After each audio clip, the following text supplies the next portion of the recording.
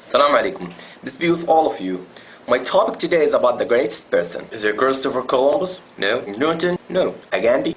No. Maradona? No. I'm gonna tell you. He is the Prophet Muhammad, peace be upon him. Why do you say Muhammad?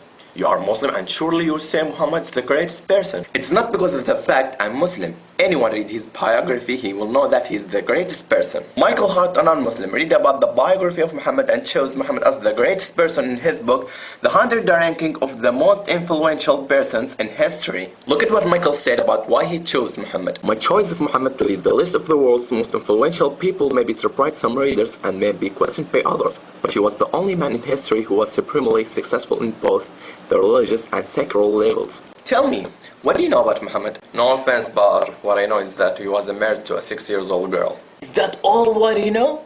You know that the people who are trying to warp Islam are telling you that it was a flaw.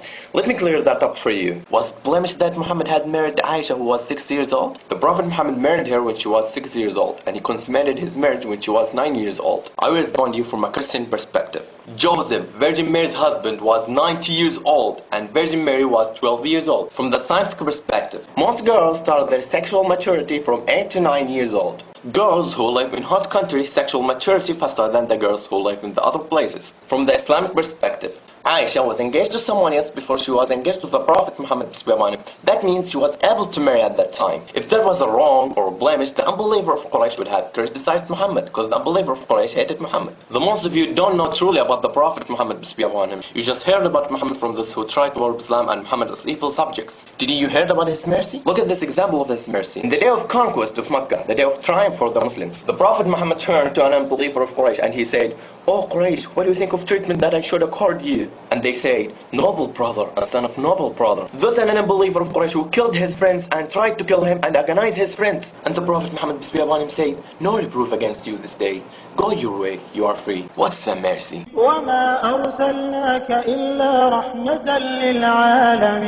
Do you know that the biblical prophecy about the Prophet Muhammad, I don't think so. Why not? We believe that the Gospel and Torah were the words of God, but they have been distorted.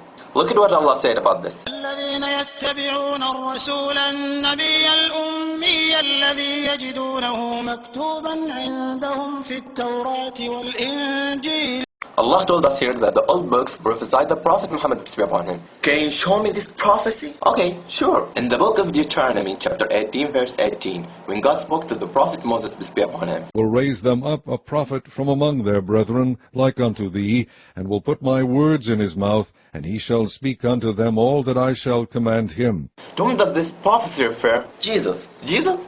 Is Jesus like Moses? Prophet like Moses. According to you, Jesus is God, but Moses is not God. According to you, Jesus died for the sins of the world, but Moses did not die for that. According to you, Jesus went to the hell for 3 days, but Moses did not go there. So, Jesus is not like Moses. Now, we will see if Moses was like Muhammad or Jesus. Moses and Muhammad had a father and mother, but Jesus had only mother. Moses and Muhammad were born the normal natural course, but Jesus was created by a special miracle. Moses and Muhammad married and begotten children, but Jesus remained a bachelor all his life. So, Jesus is not like Moses, but Muhammad like Moses. Look at another prophecy in the book of John, chapter 16, verse 13. Howbeit when he, the Spirit of truth, is come, he will guide you into all truth. For he shall not speak of himself, but whatsoever he shall hear, that shall he speak.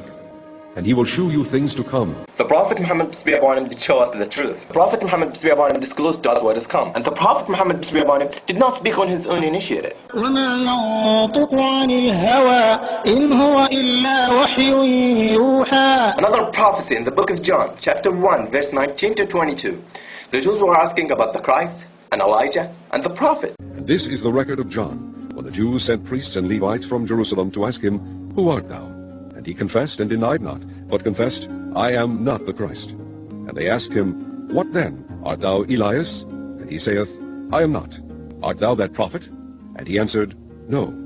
Then said they unto him, Who art thou? They were waiting for the Christ to come. We know that the Christ is Jesus. And they were waiting for Elijah to come. And we know Elijah. And they were waiting for the Prophet to come. But who is that Prophet? The Prophet is Muhammad, peace be upon him. That's what the Bible said about Muhammad. I bear witness that there is no God but Allah. And I bear witness that Muhammad is messenger of Allah. And I bear witness that Jesus is messenger of Allah. I hope you read more about the Prophet Muhammad, peace be upon him. If you want to know more about the Prophet Muhammad, peace be upon him, you can check this website, www.rasulullah.net. Peace be with all of you.